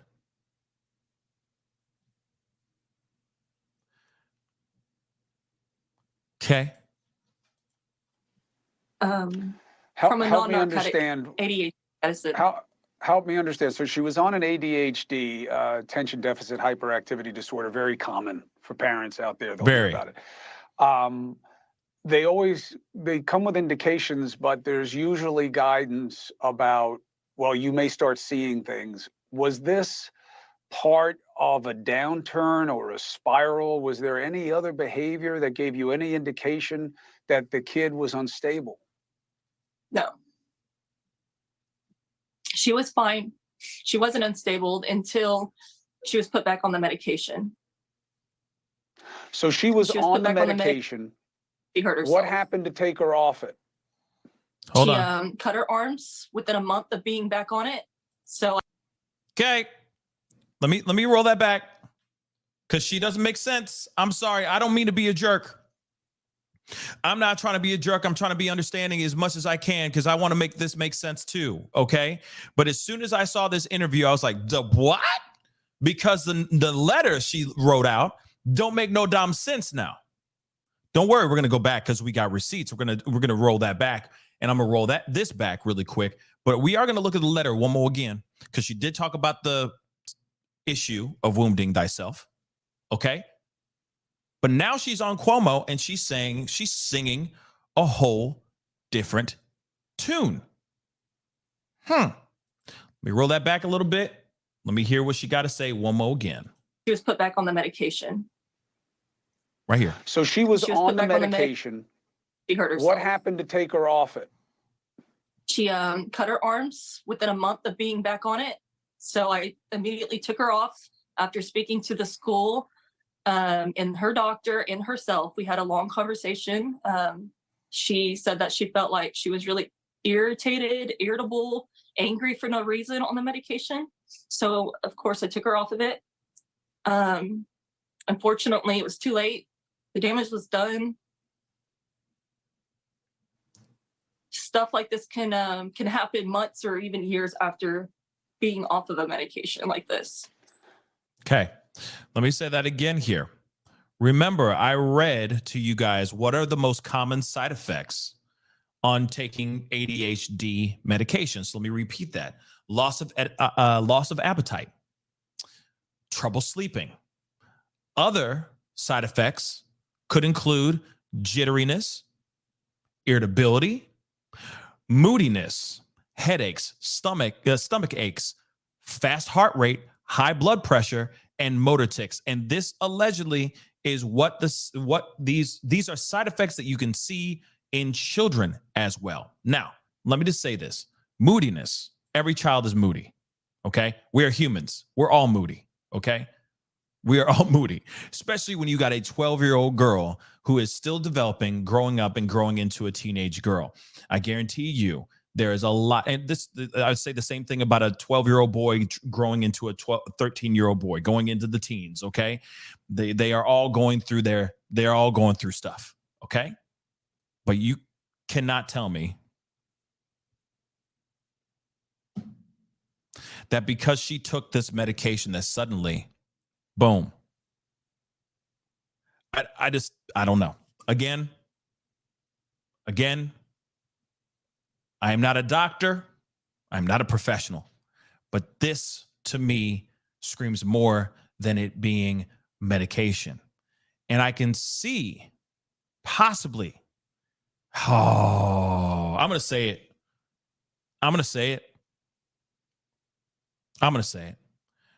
This could very well be a situation where she's trying to go after a huge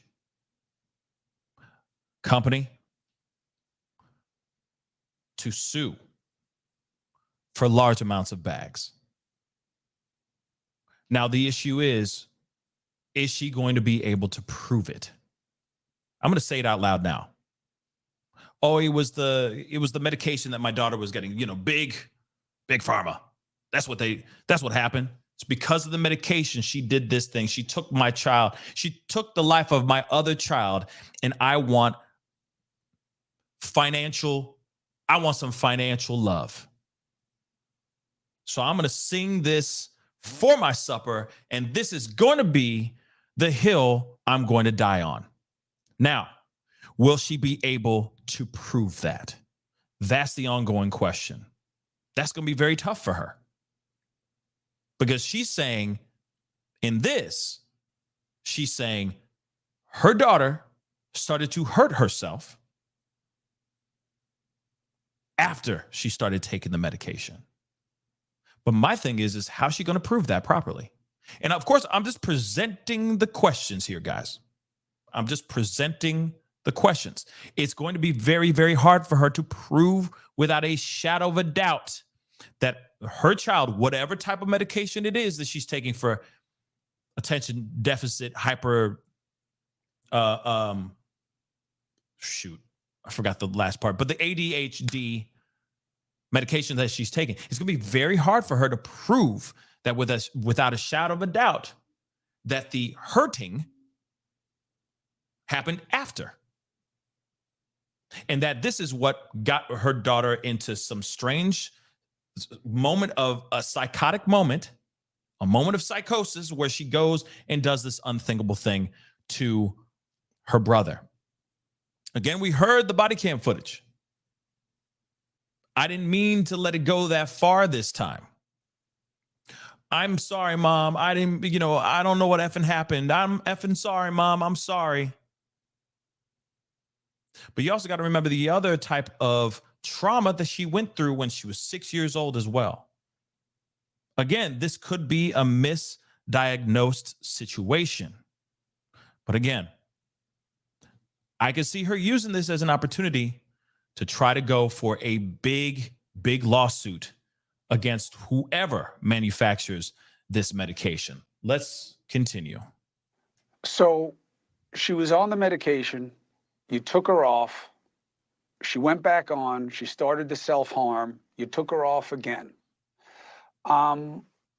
What did the doctors tell you about why going on or off was the right thing? Were they in favor of taking her off both times? Well, the first time I took her off, it was my decision and Jalen's decision because she was being homeschooled at the time and she wanted to see if she could do it without her medication, because the only reason why she was on that medication was because she was having a hard time concentrating with 20, 25 other kids.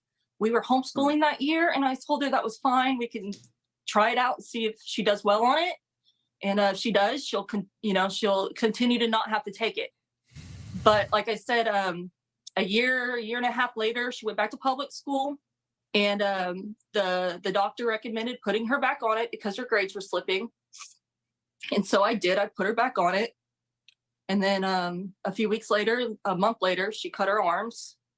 So that's when I was told to take her back off of it, which I did immediately. So she was on it for 5 years straight. And we only took her off of it because she wanted to see if she could go without it and do her schoolwork without it. Did she stop cutting herself when you took her off? Yeah, she only cut herself that one time. And then the night right before she attacked my son, she cut her arm again. But she had not self-harmed before or after that.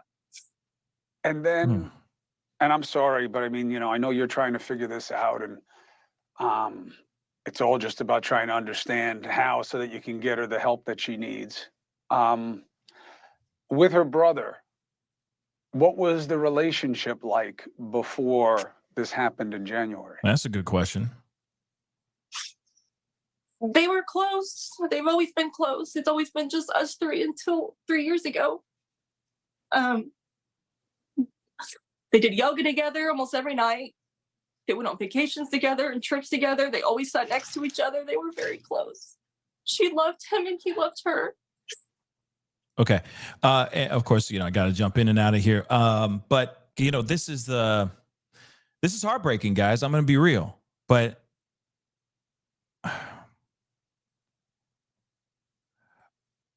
oh, no. I'm not saying that it's not. I'm just asking the questions. I don't know how this could be what it is.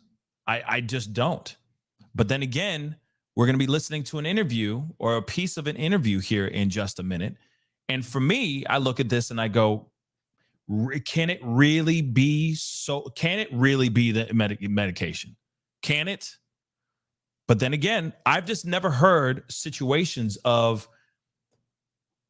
people taking ADHD medication to the extent where the side effects are homicidal tendencies. I've never heard of that in my life. So, Brenda, be disappointed. That's fine. I'm just asking the questions because it does seem a bit like maybe this is a 1 in a million situation, but at the same time, I got to ask the questions, y'all. That's one thing that I am curious about, because I have yet to hear anything of that sort, where it tends to make somebody a little kid go into their other sibling's room and do the unthinkable. I feel like this could have been a situation where she was misdiagnosed. She also has a traumatic upbringing.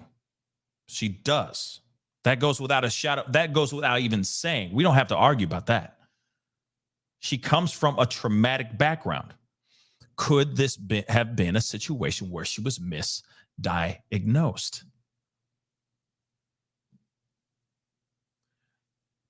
But again, I have yet to see anything where there is medication, ADHD medication, that causes a psychotic break and causes you or anyone that's on it to go and commit homicide. I'm just saying, okay? The math is not mathing for me right now, okay? So, got to ask these important questions. And these are the questions that everyone is asking right now, okay? Not only the part of, should she be tried as an adult for doing what she did to her little brother? Also, is it really the medication that caused her to do this?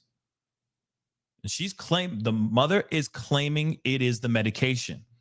Yet I don't entirely agree with that. I think that there's other things going on here, big time.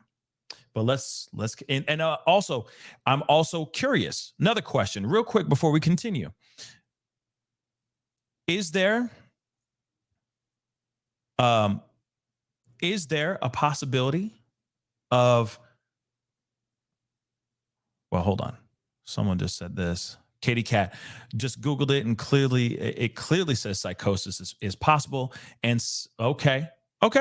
Now, if that is possible, then that is interesting. That is very, very interesting. It just makes you wonder, what kind of stuff was she on? Then it also makes you wonder, did they cut her off cold turkey? Did they taper her off? How did that go down as well? Right?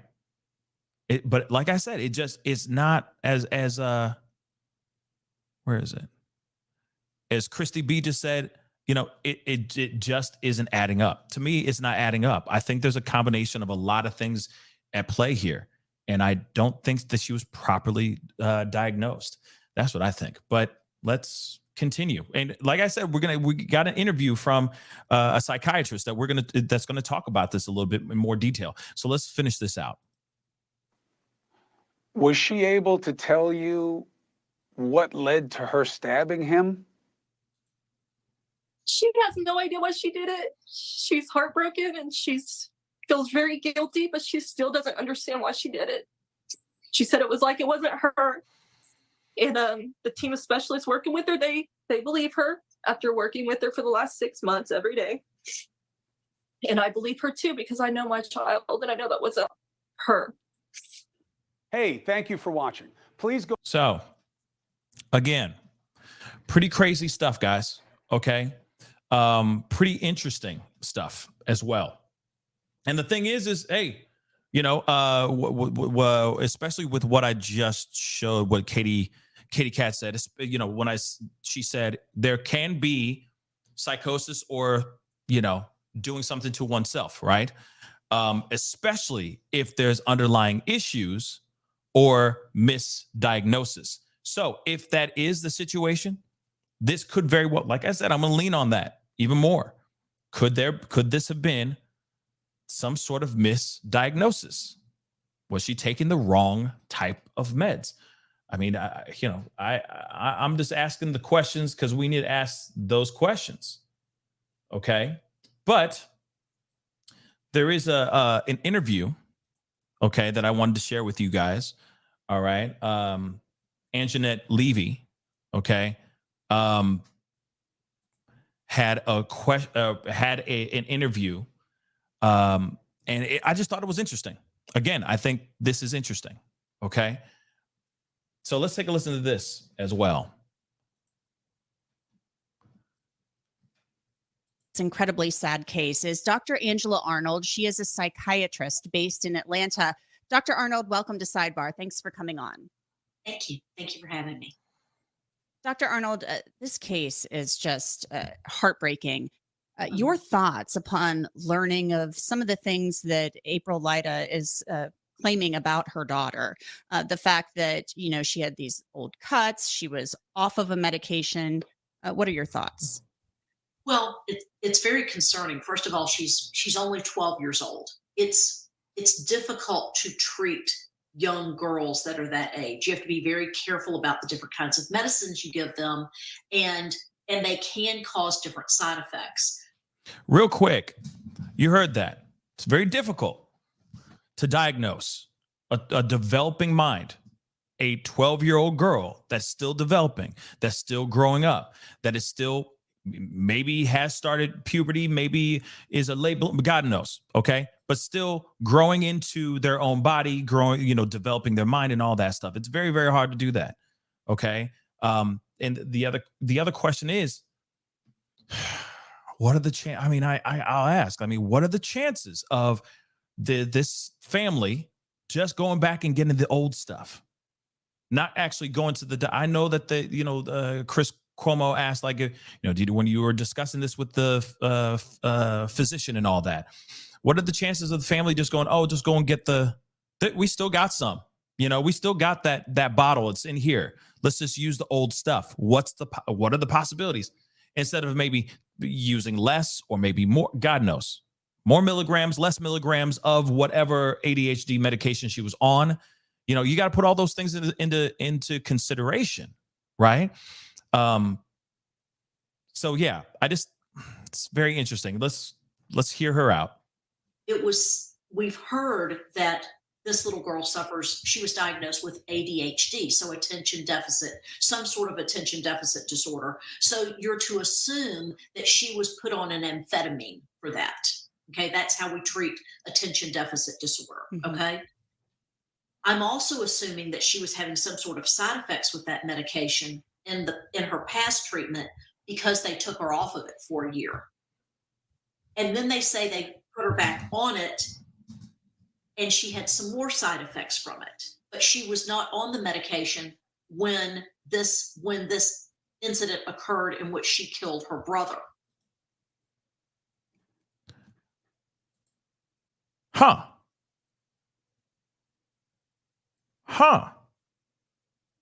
Let me roll that back just a tiny bit. Did she just say that she wasn't on the stuff, this medication, when this occurred? Now, let me just let her say it. Let me just hear from her own mouth again. Let me make sure. In her past treatment, because they took her off of it for a year. And then they say they put her back on it, and she had some more side effects from it. But she was not on the medication when this incident occurred in which she killed her brother. So if she wasn't on this stuff, the meds, thank you guys. I'm just making sure. Like, I was like, wait a second. See what I'm saying? So that goes back to what I was saying earlier, because the math is not mathing. If she was not on the medication when she did said act, how can the family blame the medication for said act if she was not on the medication? Because of withdrawal? If that's the case, then this doesn't make sense. Something to think about, guys. Something to think about. And really quick, Rochelle, thank you so much for the $10 Cash App. I really do appreciate it. Just saying says thank you. Thank you. I really do appreciate the $10 Cash App. I really do appreciate it. Thank you so much for the support. But see what y'all y'all picking up what I'm putting down, right? Or y'all are picking up what she's putting down. If this girl was not on the medication, why would they say said medication is the cause of the demise and cause of this tragedy? Interesting. So what does that lead you to believe? Because stimulants are commonly used to treat ADHD, attention deficit hyperactivity disorder. There are some non-stimulant medications. They're not revealing the actual medication that she was on and then off of. So what does this lead you to believe then? Well, she wasn't on the medication at the time that this occurred. it's what they're describing could be a brief psychotic episode. She could have had a brief psychotic episode in which she went outside of herself and went in, and she didn't know what she was doing, and she killed her brother. But you can't link that to a medication that she was not on. It cannot be linked to a medication that she was not on. It could. You hear that, right? Okay, because I know some of y'all, some of y'all upset with me. But I'm going, hey, this is the reason why I brought this up. This is why I wanted to bring on, make sure that there was an, professional opinion here. Now, obviously, this is only one person's opinion, but at the same time, if she was not on it, how can it be the one to be blamed for it? Okay? Like, think about this. Somebody gets into a really bad car accident. All right? Every other day, they drink. But this one day, they're not drunk. They didn't have 1 ounce of alcohol, and they get in this horrific accident. Can we sit there and go, well, because of alcohol, that accident happened? And it's like, wait a second. That guy wasn't on alcohol. He wasn't drinking. So how can we blame alcohol on this when he was sober? When he was all dried up that day? I'm just saying, but then again, I still have to ask, is there something with withdrawal, right? When you're going through detox in a way, could there be a situation of that? Let's see what else she says. Could be linked to a very stressful life event. If something stressful had happened in the home, Trauma. that is the biggest cause of a brief psychotic event. Okay? Trauma. Remember what I said. Trauma. Remember what I said. The little kitten. And God knows that was probably even I'm sure that's the most ultimate situation that happened to this young girl. But imagine the slew of things that she's experienced aside from the kitten situation. Okay? Just saying, trauma. Okay? It can also be linked to illicit drugs, cocaine, LSD, heroin, and PCP. Those things can all cause a brief psychotic event. But if she was not on a medication for her ADD or ADHD, whichever one she had been diagnosed with, then that medication would not have caused this behavior in her. Let's listen to a clip from. Okay.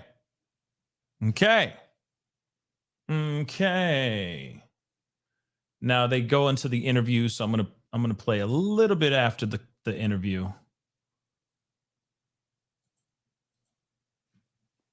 Stuff like this can happen months or even years after being off of a medication like this.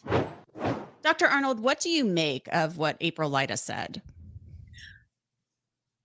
I do not believe that the mother can assume that months off of a medication, it can trigger behavior in someone like this. Okay? The medicine is out of her system. The medicine does not last for a long time in her system. And the mother is assuming that that a medication went in and did harm to this little girl's brain. However, the mother was also saying that the little girl's behavior up to this point was fine. She was not exhibiting any bad behavior, and she's not exhibiting any bad behavior in prison. So you cannot say that this behavior comes and goes off of the medication. You would have more signs and symptoms of that. So I do not believe that the medication that she was off of caused damage to her brain. In other words, made her psychotic, which then made her kill her brother. Okay. Now, I mean, shout out to Law and Crime, Sidebar, and Jesse Weber, and of course Anjanette Levy. Hopefully I'm saying her last name right. If I'm not, I apologize. But at the same time, this is very, very interesting, right?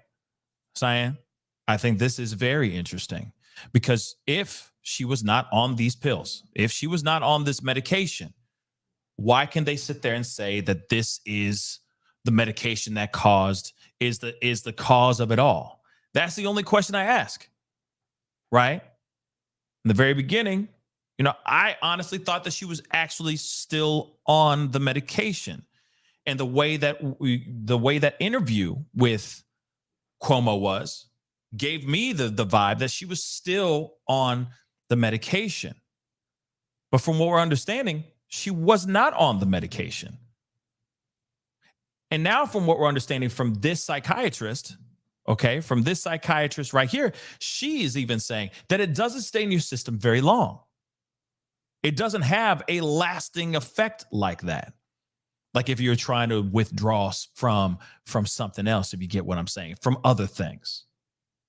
This stuff doesn't stay very long in your system. So why would they sit there and automatically say, hey, boom, this is the pills doing, not a other problem that might be going on with this young girl? That's why I lean more on the side of this has got to be something else that was going on with this young girl. Past trauma, past experiences, etc., that could be pent up for a very, very long time. You got to remember, she saw demise, for lack of a better word. She saw the D word. The ultimate thing after the period at the end of our life. She saw that in something that should be seen in a symbol that, or like in an animal that is still a baby, right? It's still young, innocent, pure. This 6-year-old version of this 12-year-old girl consumed some very devastating information. She consumed a scene, like a doggone murder scene, for crying out loud, guys. But on something that is supposed to be so beautiful, innocent, furry, and bring happiness into this little girl's life. And she saw that decimated in front of her very eyes. Think about that. How does that rewire a 6-year-old young developing mind? That can seriously do some damage to that child.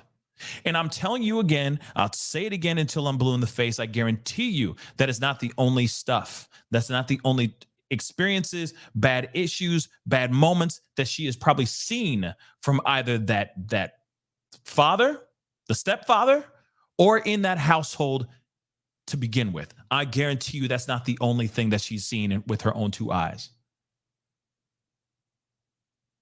And there obviously is some other things going on with her mentally that were not diagnosed properly. But I'm going to continue because there's more to it. She has more to say. So I'm going to let her rock and roll. Let's go. So what could be going on here? It's stunning to me that a 911 call is placed. She runs outside. I'm sorry. She's apologizing profusely for what she did. She knew it, didn't she? It certainly appears so. So what do you make of that? She does. I have to wonder why the mother is talking so profusely about her good behavior. I wonder what that's covering up. So does that mean that she's had bad behavior in the past? And does this little girl have a different diagnosis? Is she bipolar? Sometimes bipolar disorder is confused with ADHD, particularly in very young children. Nobody wants to have their child diagnosed with bipolar disorder, but she could have a completely different diagnosis than ADHD. And that could also be why the medication was affecting her so poorly. Now, that's very interesting. Obviously, I don't want to play the whole doggone interview, but you get the idea. A lot of kids out here, a lot of them are misdiagnosed. That's very, very true, especially the young ones that are still developing, still growing up, still, going through things.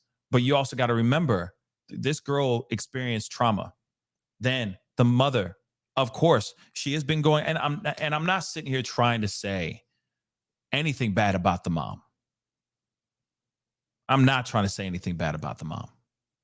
I'm sure she has her mind in a different bracket because of the amount of personal trauma that she's gone through in her own life as well.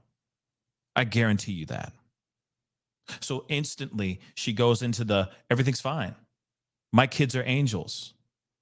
They could do no wrong. It's the medication that did this. My kid is not what people are thinking that she is. She is not a monster. And no, there's been no trauma in this household. Our home has been perfect. It's got to be the medication. Like I said before, never underestimate the power of denial. Even in the body cam footage, which I didn't play for you guys, but guys can go and check it out. I'll make sure it's linked in the bottom, especially this interview as well. They'll both be linked at the bottom in the description box down below. But at the same time, you see in the body cam footage, this psychiatrist is exactly right. She is going out of her way to paint a beautiful picture of her daughter.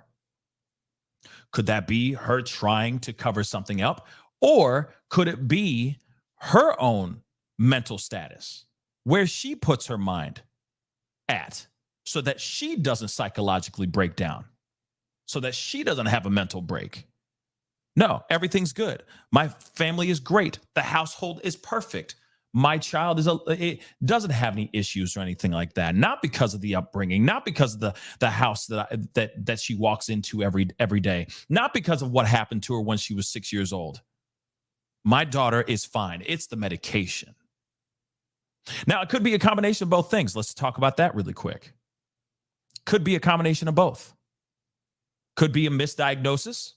She's on the wrong type of medication. And as we heard from our friends as well, okay, that there's a possibility that, hey, you take this kind of medication, it could pull out psychosis. It could pull out self-hurting, right?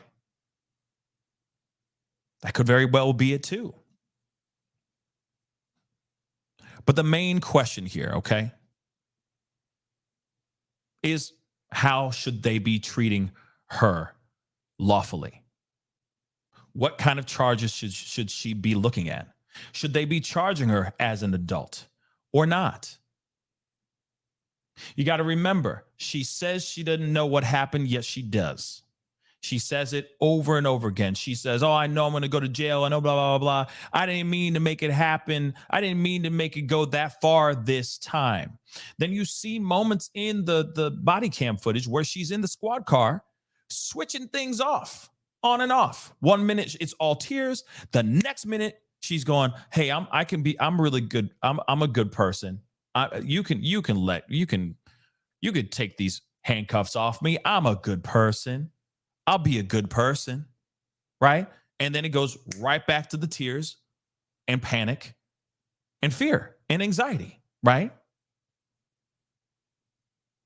So I leave this up to you guys, okay? I leave this up to you guys. To me, this is a heartbreaking story. And maybe there's information. Maybe there is something that happened here. Maybe. Things could have been prevented a long time ago, but that's not the situation that we're in right now. We have a young girl that literally was having some serious issues that may have been mistreated or may have just been straight up ignored. We have to put that into consideration as well. Okay? It's crazy.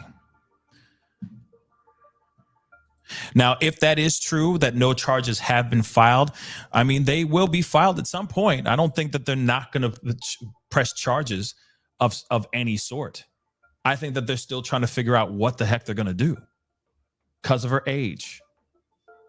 But I'm telling you right now, this is more than just medication, guys.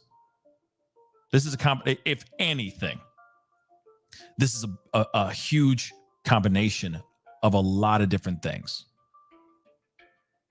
But the question is, if April, the mother, is trying to use this as a potential lawsuit, against like, big companies and all that stuff. She's going to have a very interesting time trying to prove that it was the manufacturers out here of the medication that caused the demise of her young boy. That's the hard part, especially when it wasn't allegedly in her system during the time of this attack. Again, parents, never underestimate the power of denial. Again, never underestimate the power of denial. Anyway, guys, that is the show. I appreciate all y'all for being here. Really does mean a lot. All right. Big show today. But I wanted to talk to you guys about this one. And it's been sitting on my list. Literally. It's been on my list. Okay. For the past couple days. But I wanted to make sure that I shared that with you guys. Had this conversation. Okay. Had the hard-hitting questions asked so that maybe we can get some answers. Okay. And hey, if you don't agree with me or anybody else in the chat, by all means, please just do it respectfully. Okay. We all got opinions, and none of us are right and none of us are wrong. We are just speculating and having a good old-fashioned conversation amongst family. And that's how it should be every time. Anyway, guys, I appreciate you guys for being here. Thank you so much for all the super chats. I really do appreciate it. Also, let me say this too, before it's all over. Thank you so much, Kelly, for the $10 Cash App. I really do appreciate it. Thank you so much. That really does mean a lot. Okay. Thank you guys so much for the super chats and the Cash Apps. Really does mean a lot. All right. Do me a favor before you head out. Hit that like button down below. Of course, do not forget to hit that subscribe button. Come on, y'all. You know your boy's working hard out here in these streets to give you conversations and the stories that you need for the day or whenever you're watching this show. All right. So hit that subscribe button. Okay. We are marching our way towards 100,000, which is really, really amazing. Okay. And, yeah, love to hit that goal before the summer's over. That'd be amazing. Anyway, guys, it is time to get going. Again, got that Patreon in the ticker down right there, right underneath me, right there. Patreon.com/The Pascal Show. Please consider supporting over there. That would be greatly appreciated. Got some really great stuff going on over there as well, some conversations and whatnot. So please be sure to go over there if you want to support even more. Anyway, guys, it is time to get going. Be good to yourselves. Be good to one another. And I'll see you guys very, very soon. We got another conversation going on this evening, so be sure to tune in. I'll let you guys know in the community page in a little bit. Okay. Anyway, it is time to get going. See you guys soon. This is the Pascal Show. Bye.